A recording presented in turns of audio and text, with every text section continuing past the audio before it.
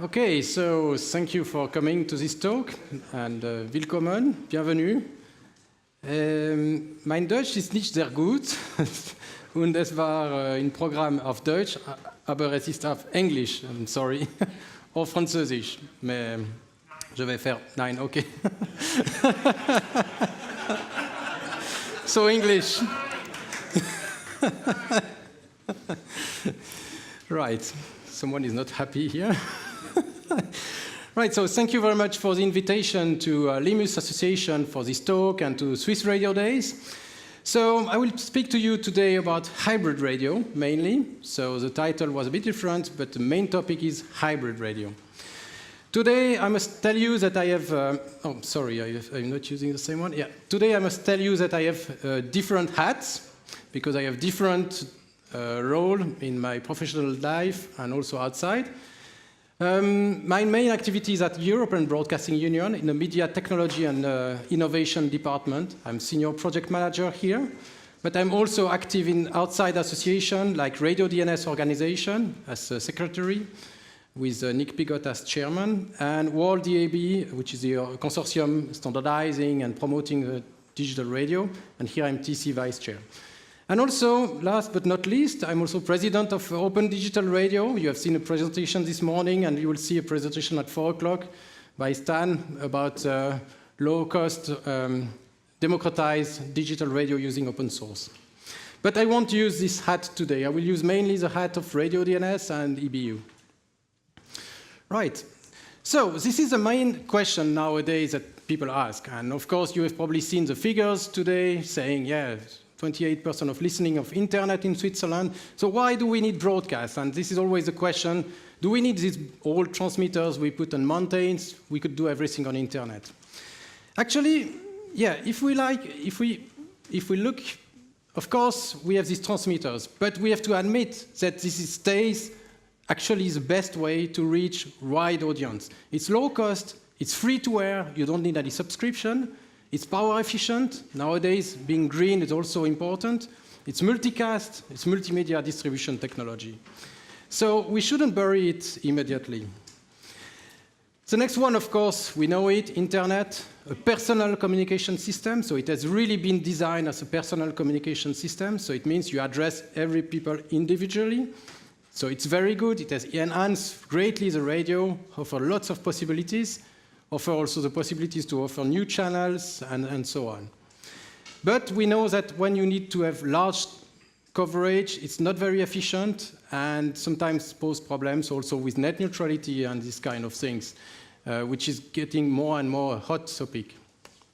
So, to the question broadcast of it or internet, the answer is broadcast and internet. And this is the answer we promote at EBU and elsewhere, saying we can use the advantage of both worlds. So broadcast for the mass market, which stays a free-to-air network, reliable, ubiquitous.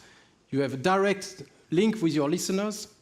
And internet, of course, adding value with the website as we know it, but also all the apps and the new things. So offering an enhanced experience, and now also interactivity and personalization, which is now the topic, hot topic also at the moment, about personalization of radio. So the organization behind now working on hybrid radio, the main one is Radio DNS. So what is it and how does it work? So Radio DNS is a non-profit organization. It's exactly like Wahl DAB or DVB for television that standardize all the system we know for TV, DVB-T or terrestrial or satellite DVB-S. So Radio DNS is a non-profit organization with elected members. Anybody can join, with the main role of promoting hybrid radio, setting open standards, royalty-free open standards for doing hybrid radio. And also it's a worldwide organization compared to Wahl DMB, which is more centered in Europe or Australia. Here it's global. It was formed in 2010, so it's quite a new organization. It's a very young organization. And also this organization runs a service, a root DNS server, which is a base to establish the hybrid radio functionalities, but I will come to it. Members, if we look at members, you can see here a list of members. Well, it seems that the contrast is not so good, but it's okay. So you can see that we have, of course, broadcasters. And it's interesting because there are European broadcasters, big ones like BBC, but also American ones. I mean, group like Cox Media or Ubiquity, which is promoting also HD radio technology. And on the industry side also, you see there are manufacturers of chips, of receivers, and recently we had also lots of car manufacturers or supplier of car industry which joined. So it's a very good sign that Audi, for example, joined, because they are looking also at hybrid radio for the connected car. Right. So, as I said before, Radio DNS has established standards, and this year they have been published by ETSI. This may sound like a paper, administrative things, but actually it's very important, because ETSI is a standardization body for most of the standards we use in Europe, like DVB, also GSM or 3G and all these things. And it's necessary to have the car industry and others to adopt it. It's a way to say, okay, we have established the standards and it's opened. Just also a remark, you may see on the title, here these are 3 main standards. I will come to it later. You can see that they are aligned with DAB and DRM. So there is also a common joint work of aligning the specification to avoid having 2 different systems, and trying to make the things not reinvent the specification. So how does it work? So this is here illustrated. This is a bit more technical here, but this is just illustrating the typical way it works with Radio DNS.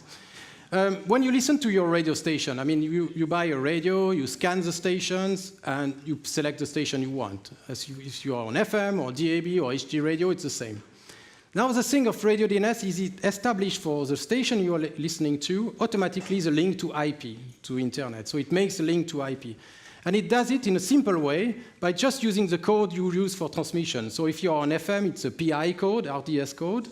If on DAB, this is the ensemble ID, the multiplex code, plus the service ID code. And then, using this code, the radio is going to radiodns.org to know who is behind. And if a radio is registered, it will answer, okay, this radio is registered and here is their server. So some people say, yeah, Radio DNS centralize everything and will control our data. It's not right. It's using the DNS system. It's done once and then it's cached. So there is caching.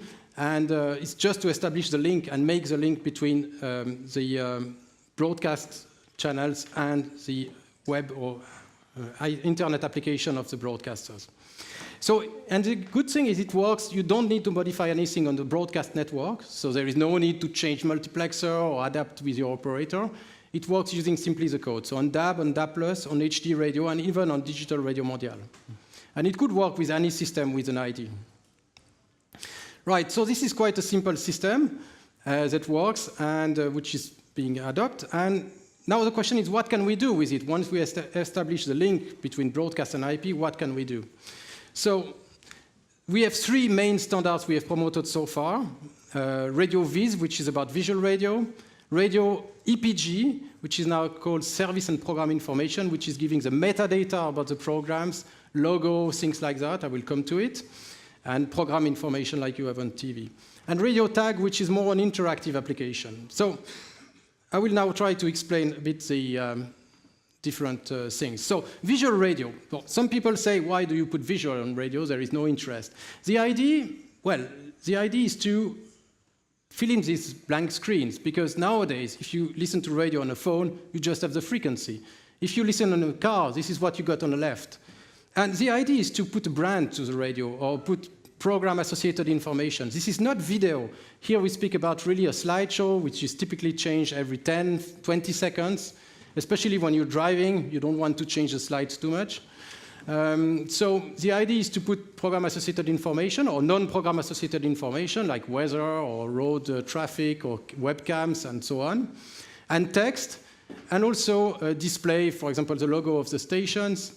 And to be able, if you're on a mobile phone, typically with visual radio, with the Radio Viz, you can also click on the slide. So every slide has got a unique link. So if a broadcaster, for example, speaks about a concert coming up, it could display a slide about it, and then people could click on it to go to the website. So the idea is not something you watch like you are on television. This is more something you glance at. Because this is something we know about radio. On radio, people don't want to have too much interactivity. They are listening, they are doing something else, but sometimes there is something interesting and they have a look. So this is what it is about hybrid visual radio. Now also the important thing is about the metadata we can provide, and here using radio EPG or service and program information. Here you can display what's on air at the moment and what's coming next, and also the station logo. And this is just simple static information, but it's really changed the way you consume radio. If you look nowadays on cars, there are talk about that you can find on internet about radio player. I mean, they point how difficult sometimes it is to use the radio. It should be like this, just a simple logo, you recognize immediately your station, what is on air, what's coming next, and you select it. And with providing this static metadata by hybrid radio or on DAB, you can do these things. And we are working with the industry, of course, to implement this. But there is this chicken and egg situation. The industry is also waiting for us. So the idea is that the broadcasters come first. The other thing you can do is automatic switching. And this is an interesting thing, because when you listen to broadcast radio and suddenly you lose a reception, so what you would like to have is an automatic way to switch to IP streaming, but only when broadcast radio is not good. And if you're listening to streaming also, and you have a good coverage on broadcast and your receivers can do it, you wouldn't like to use your bandwidth and consume bandwidth. You would like your radio to switch back automatically to broadcast radio. So this is also possible using the service and program information with radio EPG. And the idea is to use only broadcast streaming when you don't have coverage. The idea is also, if I come back, yeah. There's another thing also, because nowadays with this multi-platform approach, people can listen on FM, on some stations, some on DAB, some on streaming. It's complex. You cannot say to the listener, oh, if you want to listen to Virus, so you have to listen on DAB. Oh, this station is on internet. No, you just want to have a single list of programs, and it's the receiver that has to itself select the best way to receive it. Right, the other thing is about streaming versus broadcast. So this is typically what you got when you listened 80 hours of radio per month, which is not so much. Well, it's some hours of listenings per day, but if you listen in the car, in the morning, and in the evening, it's going fast. And you see that it's going about 2 gigabytes of data if you're listening to an average bit rate. So this is what you got with streaming. With FM plus IP, I mean, offering with hybrid radio these functionalities, you would consume less. And with DAB, you could consume even less because you can transmit image and all this program information, this metadata via DAB also. And this is quite important because if you look nowadays, the limits, the standard limit in Europe, or even in Switzerland when you get a basic subscription, maybe not with Swisscom, but some other operators, this is 1 gigabyte per month. And if you exceed, then you have to take another plan, or you pay per megabyte. So you wouldn't like to pay a lot just because you listen to radio. So this is the idea of saying just use broadcast and streaming when you cannot do it another way. Another application about, which is I talked about before, not really yet implemented on all receivers, but it's being developed, is tagging. I said before that most people, when they listen to radio, they don't want too much interaction, especially when you're driving. If there is something interesting you're listening to, you don't want to start writing something or watching a screen and do actions. But if you have a button saying tag, like a bookmark, okay, I like this, and being able to listen later to what you tagged or having more information about it, this is a very simple application that can be really beneficial to radio. And you could use it also, it has been tested with a watch, so you can just tag on your watch and then have information later. Actually, it's a changer because it's quite complex because you need also to have listeners to have a private account with the radio stations. And also it's interesting for you because you can start to have a personalization element for your listeners, or you can analyze what they tag and you can possibly do targeted adverts. This is just a start, but BBC has started to implement it, and it's working already on BBC Radio 1, if I'm not wrong, yeah. So on the receivers, on this kind of receivers, you can tag, so you have a button tag, and when you listen to something you like a music, you tag, and automatically it will add what you tag to your playlister, which is a BBC app, a BBC website, where you can have your own playlist. So you could imagine doing things like this, or you could even, if you're a private radio station, imagine doing a deal with Spotify and saying, okay, everything I tag, as a broadcaster, I give to Spotify, and I do a deal with Spotify, and it adds what they have tagged in their playlist. So this opens these kind of things. But of course, as I said, you need to start to have storing data about the listeners and have account for them. So in EBU, there is a group that has created a standard called cross-platform authentication, which allows people to log once and avoid to relog in every time they go to another station, because this must also stay very simple. This is an important thing about radio. People don't want to start entering a username and password on this kind of radio every time they change a channel. So if you want more information, I could give it to you. And we will have a demo also at the IBC for those going to International Broadcasting Convention next week in Amsterdam. Right, so this is just a start. This is what is standardized at the moment, but we are working on, there are other applications like Radio Web. Radio Web, the idea is to enhance visualization. So instead of just sending image, the idea is to send HTML5 page with some elements so that on simple receiver or on tuners, you could have simple interaction. So for example, the idea is that you tune to a station from a group.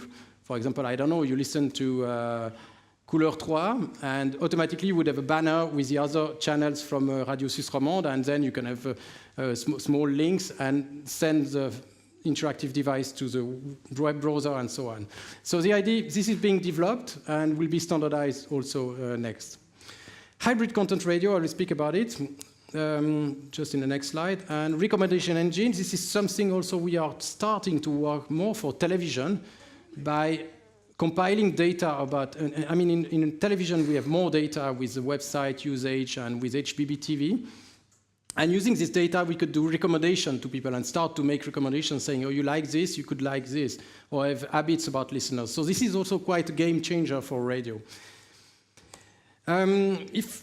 If we look at hybrid content radio, there is a lot of research done from some time on this. So you may have heard about DIY FM, a project that was done by MX Lab and SRG, where you could create your own radio channel. So here the idea is that you're not listening to linear radio as you were doing, but you could say, okay, I want a radio station with my playlist, with the news, with this broadcast I like, with this kind of sound, and you mix, and it makes a radio for you. So it would be a bit like you have with Spotify and others, but made for you. This is one approach. Otherwise, RAI in Italy and IRT in Germany, they are testing HBB radio service, which here is more linear radio. You listen to something, but you don't like what you're listening to. You press a skip button. It skips to your playlist. And this is also something we'll demonstrate at IBC. They have done a thing with cue points that at the end, the linear stream has got cue points where the radio can then come back to the program when it's finished. So there are still lots of things, and it's quite complex, but the idea is also here to personalize radio and not push only content to people. Of course, we don't know yet if it will be a success or not. This is a research, I would say. But looking at what the platform are doing, this is something we are pretty confident. The difference also, some are saying, yeah, why are you doing this? Because there are plenty of apps on the market, and there are big business doing it. The idea here is if we do it in a standardized way, and also the broadcasters keep the control of their data. In all these standards, broadcasters always keep the control of their data. They can decide to offset it to another organization, but they have the choice at least. Right. What about deployment of hybrid radio? Because this is theory at the moment. If we look, so as I said before, it's a worldwide standard. So in Europe, it's mainly used on FM. Okay, let's face it. I mean, most of Europe is still on FM. But on DAB+, also in the country where it's being deployed, and DAB. Asia Pacific on FM also, in Australia or DAB. In USA, they are using it on FM and HD radio. And there is a similar thing in US, but which is more proprietary, which is, you may have heard about it. This is a tag station. This is EMIS doing this service. I have a blank suddenly. What is, does someone remember? I don't remember the service they are doing, but they had a presentation. So here they have a more commercial approach of doing hybrid radio. But some broadcasters are using Radio DNS. And altogether, we have 1,900 stations already in the database registered on radiodns.org. We don't know really all what they do, if they do visualization or so, but it's quite already a good number.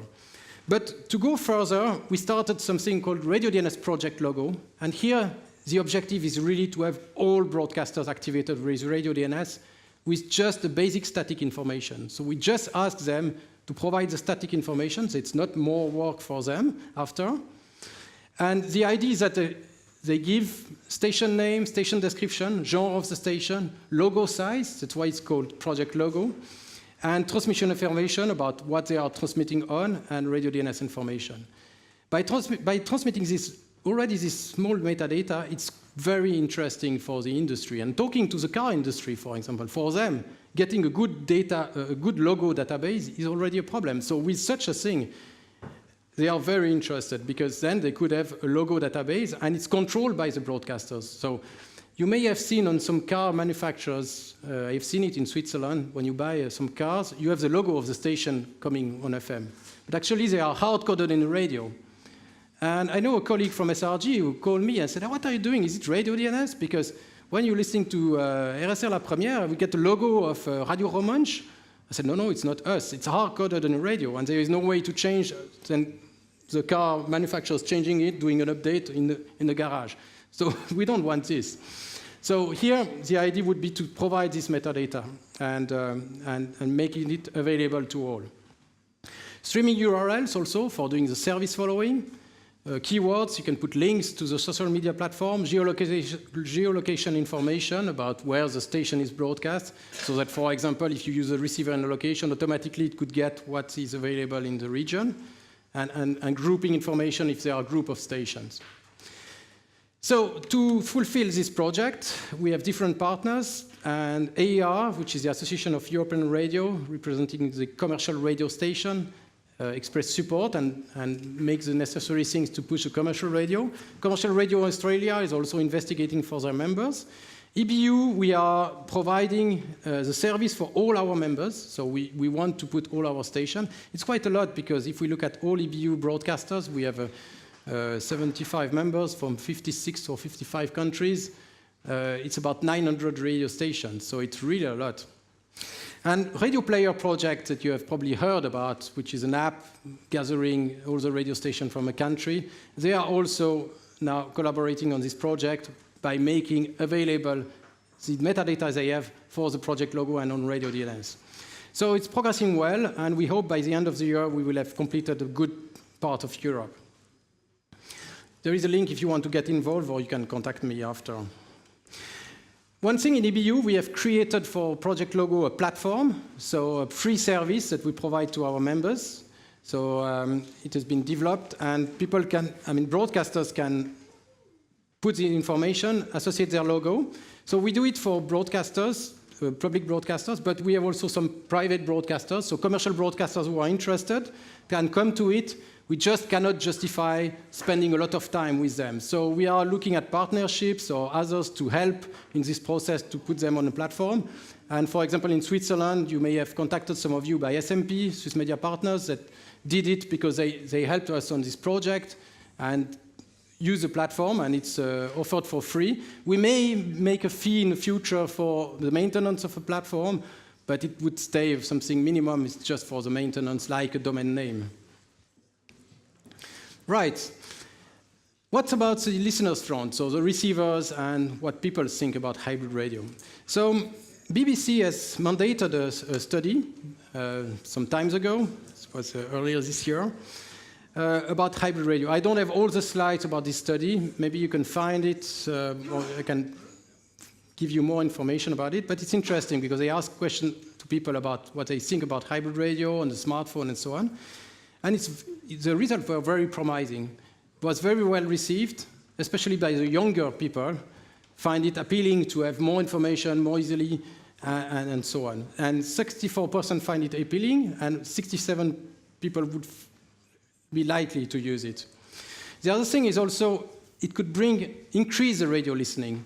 38% said that would listen to more radio if it was pre-installed on their device, on their phone. And this is also something we are working on, to work with the mobile phone manufacturers so that they put these apps directly on the tuner when you buy, on a phone. So when you buy the phone, you have it by default.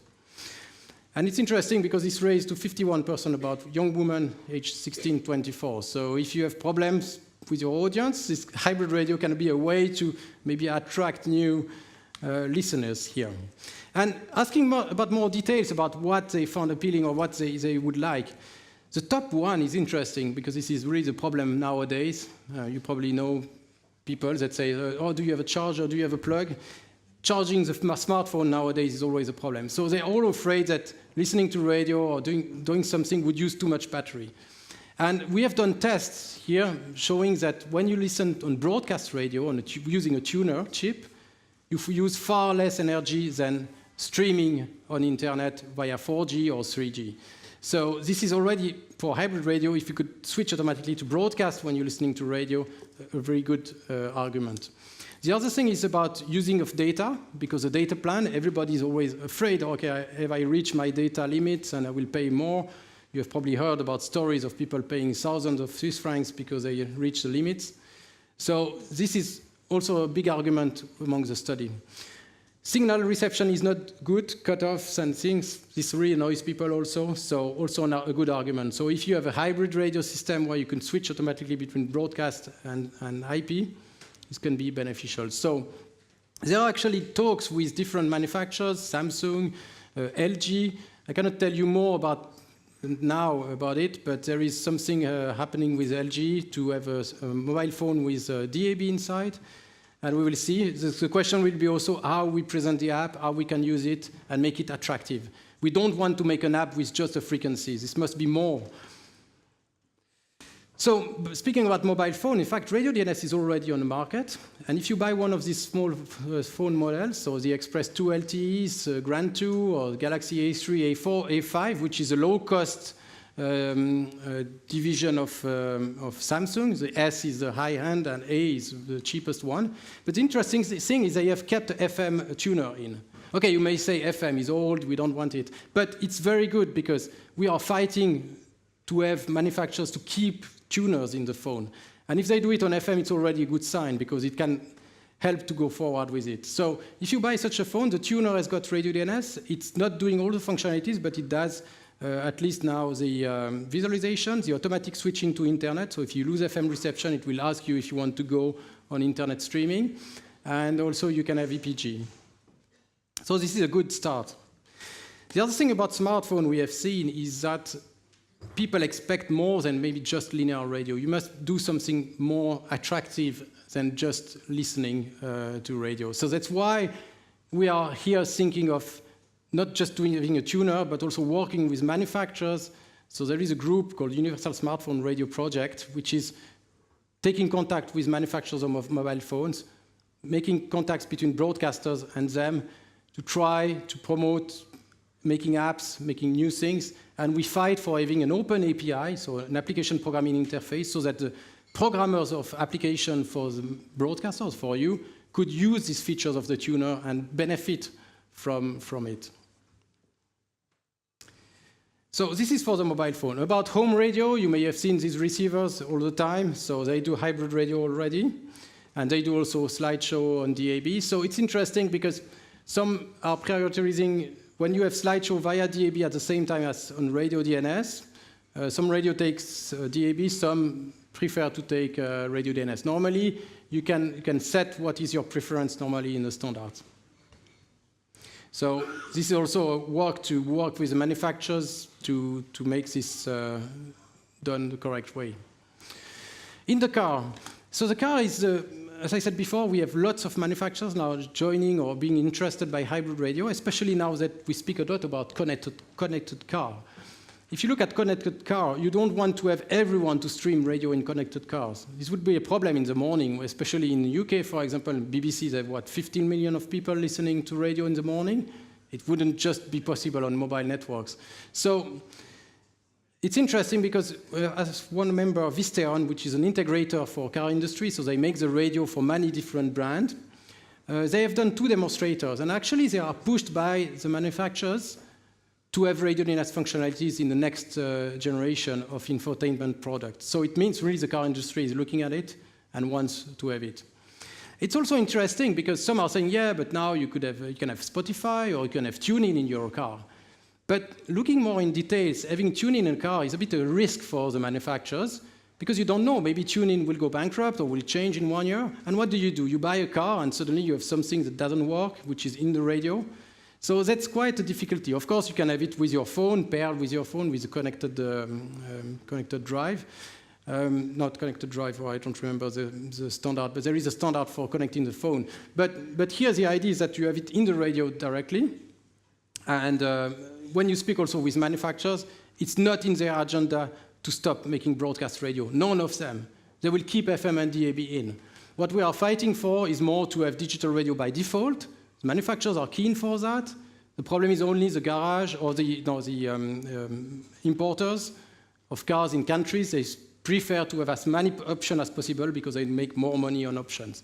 But as we know in Switzerland already, if you buy BMW, you have digital radio by default. And hopefully next we'll have radio DNS also on top of it. Right, so this arrives to the conclusion. So this was an overview of hybrid radio.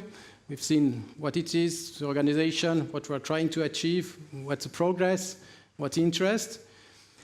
It's really about bringing radio to the next generation. So coming out of just the linear radio we are talking about, and doing it while on the move in a car at home, and enrich the experience and trying to standardize, offer a standardized solution and not a proprietary solution, where the broadcasters can keep control of their data, and of their distribution and of their listeners' habit.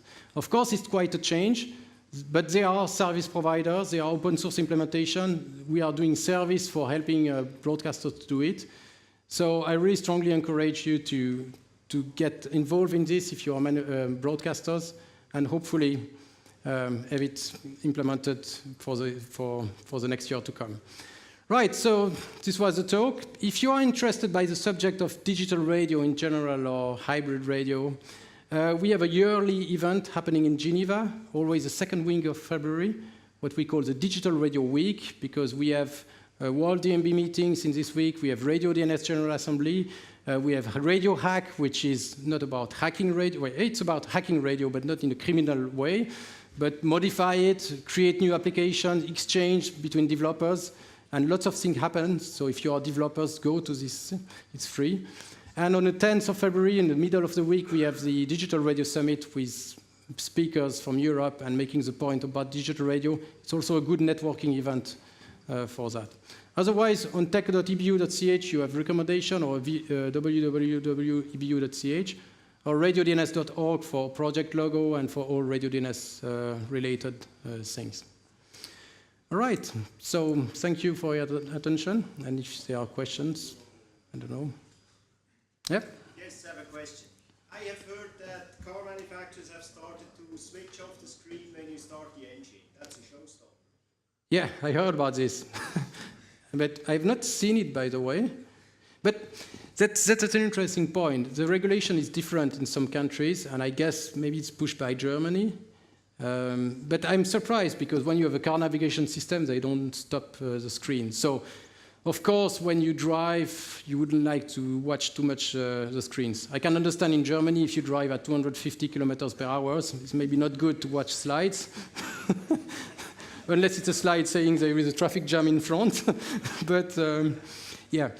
But I think it's an issue that you... It's an issue, yeah, that's right. And well, some car manufacturers I've seen for DVB-T, for example, offering in the car, like Mercedes, they do it in a double double view screens, so it just removes the visualization for the drivers, but the others can still see it.